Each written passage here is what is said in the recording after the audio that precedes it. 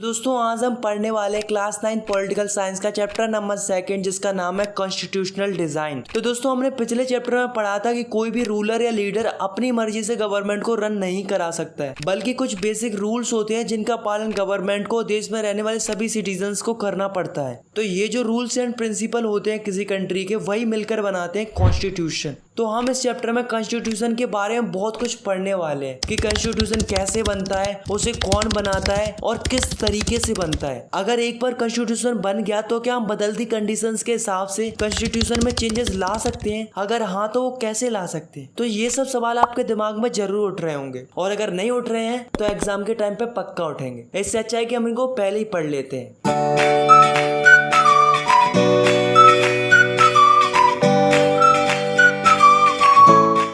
तो दोस्तों हमारे चैप्टर की शुरुआत होती है साउथ अफ्रीका से। तो पहले क्या था कि जो साउथ अफ्रीका थी उसमें 3 तरीके के लोग रहते थे, व्हाइट, ब्लैक और कलर्ड। कलर्ड यानी कि वो लोग जो ना ही गोरे थे और ना ही काले थे। अब जो साउथ अफ्रीका थी उसमें दिक्कत क्या थी कि जैसे हमारी इंडिया के ऊपर गोरे लोगों ने राज किया था, ठीक उसी प्रकार से जो व्हाइट माइनॉरिटी थी वो साउथ अफ्रीका के नॉन व्हाइट लोगों पर राज करती थी। मतलब साउथ अफ्रीका में काफी ज्यादा भेदभाव होता था उनके स्किन कलर के बेसिस पर, और ये डिस्क्रिमिनेशन करवाता कौन था? जो वहाँ की व्हाइट गवर्नमेंट थी। इससे जो नॉन व्हाइट पीपल्स थे उनको काफी ज्यादा दिक्कतों का सामना करना पड़ता था। जैसे कि जो नॉन व्हाइट पीपल्स थे उनको व्हाइट्स के एरिया में रहने की परमिशन नहीं थी, रहने की तो छोड़ो, उनको वहां पर जाने तक की भी परमिशन नहीं थी। अगर जाना भी होता था तो उसके लिए उन्हें परमिट चाहिए होता था। साउथ अफ्रीका में जितने भी पब्लिक प्लेसेस बने हुए थे वो ब्लैक्स के लिए अलग होते थे और व्हाइट्स के लिए अलग होते थे। जैसे कि आप इस पिक्चर में देखो तो ये वाली जो सीढ़ियां, वहां से केवल गोरे लोग ही जा सकते थे और यहाँ से केवल काले और कलर्ड लोग जा सकते थे। ऐसे ही ये वाली जो चेयर है वो व्हाइट्स के लिए थी, वही ये वाली जो चेयर है वो नॉन व्हाइट्स के लिए थी। इनके अलावा जो स्कूल्स थे, हॉस्पिटल्स थे, सिनेमा हॉल्स थे, टॉयलेट्स थे, वे व्हाइट्स के लिए अलग अलग थे और नॉन व्हाइट्स के लिए अलग अलग थे। पर दोस्तों मेन प्रॉब्लम ये नहीं थी कि ये अलग अलग थे, बल्कि ये थी कि वे व्हाइट्स के लिए सारी चीजें अच्छी थी, मतलब लग्जरी थी। वहीं ब्लैक्स के लिए ये सब चीजें पुअर फैसिलिटीज की थी और ना ही ब्लैक्स को वोट डालने का अधिकार था। तो ये जो कलर डिस्क्रिमिनेशन था लोगों के बीच में, इसी को कहा गया अपार्थाइड सिस्टम।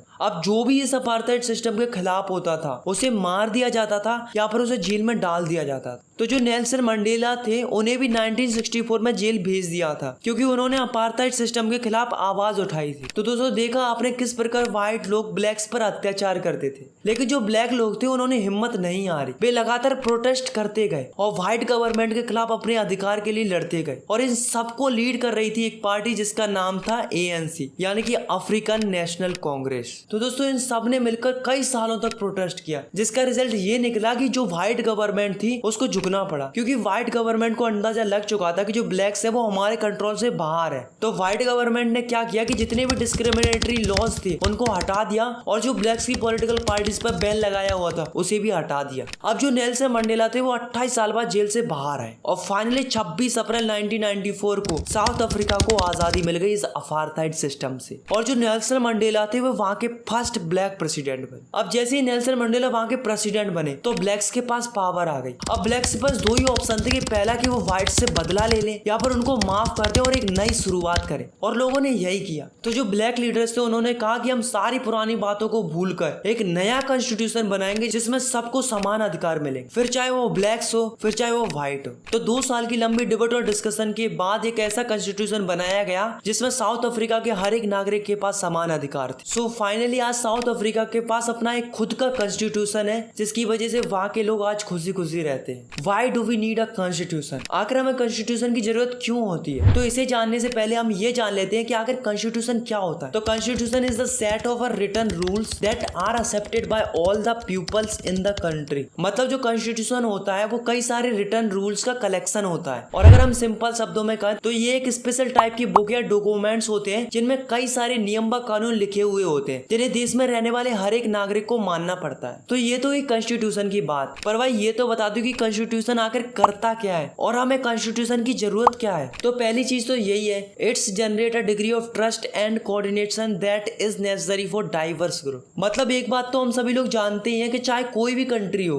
उसके अंदर अलग अलग प्रकार के लोग रहते हैं। तो कॉन्स्टिट्यूशन क्या करता है कि उन लोगों के बीच में भरोसा और सहयोग बनाए रखता है और उन्हें एक दूसरे से जोड़े रखता है। सेकंड है, it specify how the government will be formed, who will have power to take which decision. मतलब कॉन्स्टिट्यूशन हमें ये बताता है कि गवर्नमेंट कैसे बनेगी और किसके पास पावर होगी डिसीजन लेने की। थर्ड है it lays down limit on the power of the constitution and tells us what the rights of the citizens are. मतलब जो कॉन्स्टिट्यूशन है वो लोगों के अधिकार बताता है और गवर्नमेंट्स की क्या लिमिट्स हैं ये भी बताता है। और लास्ट है it express the aspiration of the people about creating a good society. तो जो कॉन्स्टिट्यूशन है वो ये भी बताता है कि लोगों की क्या एस्पिरेशन है और हम किस प्रकार की सोसाइटी चाहते हैं। Making of Indian constitution. तो दोस्तों ऐसा नहीं है कि जो हमारी इंडिया है उसका कॉन्स्टिट्यूशन आसानी से बन गया हो, बल्कि जो हमारी इंडिया है उसे भी साउथ अफ्रीका की तरह काफी ज्यादा स्ट्रगल करना पड़ा था और कई सारी प्रॉब्लम्स का सामना करना पड़ा था कॉन्स्टिट्यूशन बनाने के लिए। तो पहली प्रॉब्लम तो यही थी कि जो हमारी इंडिया है वो एक डाइवर्स ग्रुप ऑफ पॉपुलेशन वाली एक बड़ी कंट्री है। मतलब हमारी इंडिया के अंदर अलग अलग प्रकार के लोग रहते थे जिनकी अलग अलग प्रकार की सोच थी। ऐसे में हमें सब लोगों को ध्यान में रखकर एक ऐसा कॉन्स्टिट्यूशन बनाना था जिससे सब सहमत हो और जिसे सब लोग एक्सेप्ट करने के लिए तैयार हो।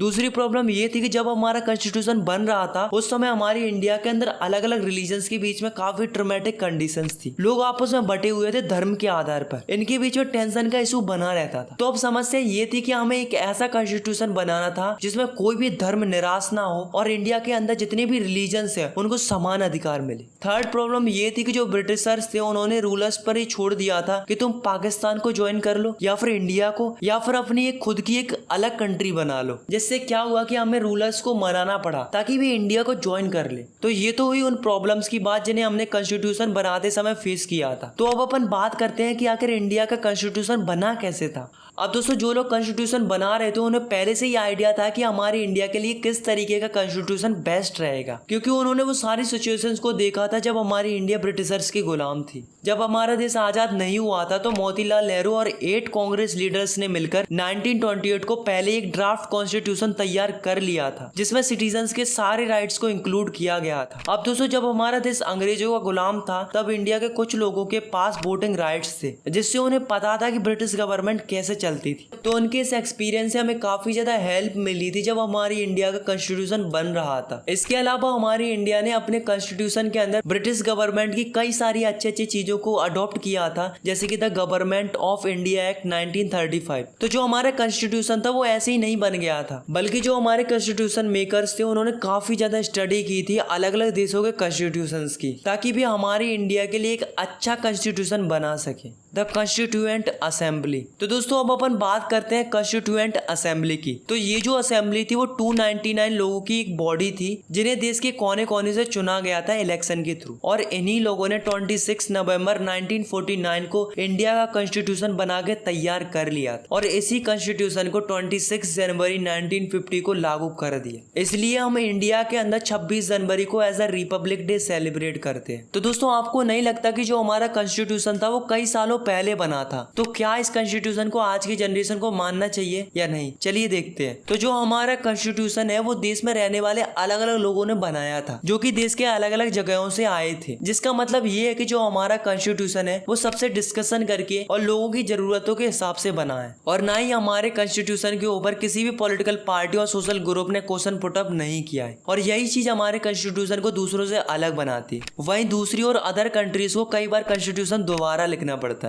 और जो हमारा कॉन्स्टिट्यूशन है वो बहुत ही ऑर्गेनाइज्ड वे में बना था। सबसे पहले कॉन्स्टिट्यूशन का ड्राफ्ट तैयार किया गया था BR अम्बेडकर के द्वारा, जो कि चेयरपर्सन थे ड्राफ्टिंग कमेटी के। उसके बाद कई सारी डिबेट और डिस्कशन हुई और 2000 अमेंडमेंट लाए गए, तब जाके हमारी इंडिया का कॉन्स्टिट्यूशन बना था। तो जो वैल्यू हमारे कॉन्स्टिट्यूशन की आज से 70-71 साल पहले थी वो वैल्यू आज भी बरकरार है। तो इससे हमें आज भी पता चलता है कि हम अपने कॉन्स्टिट्यूशन से कितने खुश हैं। Guiding values of the constitution. तो दोस्तों अब अपन देखने वाले हैं किन की आइडियोलॉजी के हिसाब से हमारा कॉन्स्टिट्यूशन डिजाइन किया गया था। तो जो गांधी जी थे वो भले ही कॉन्स्टिट्यूशन असेंबली के पार्ट नहीं थे, पर कॉन्स्टिट्यूएंट असेंबली के अंदर बहुत से लोग ऐसे थे जो गांधी जी के आइडियोलॉजी को फॉलो करते थे। गांधी जी ने अपनी मैगजीन यंग इंडिया के अंदर 1931 में भी बताया था कि उन्हें किस टाइप का कॉन्स्टिट्यूशन चाहिए। गांधी जी चाहते थे कि इनइक्वालिटी को खत्म कर दिया जाए और सबको समान अधिकार मिले, और जो अम्बेडकर जी थे वो भी यही चाहते थे कि इनइक्वालिटी को खत्म कर दिया जाए। दोनों के व्यूज सेम थे, दोनों ही चाहते थे कि इनइक्वालिटी को खत्म कर दिया जाए, पर उनके रास्ते अलग अलग थे। Philosophy of Indian constitution.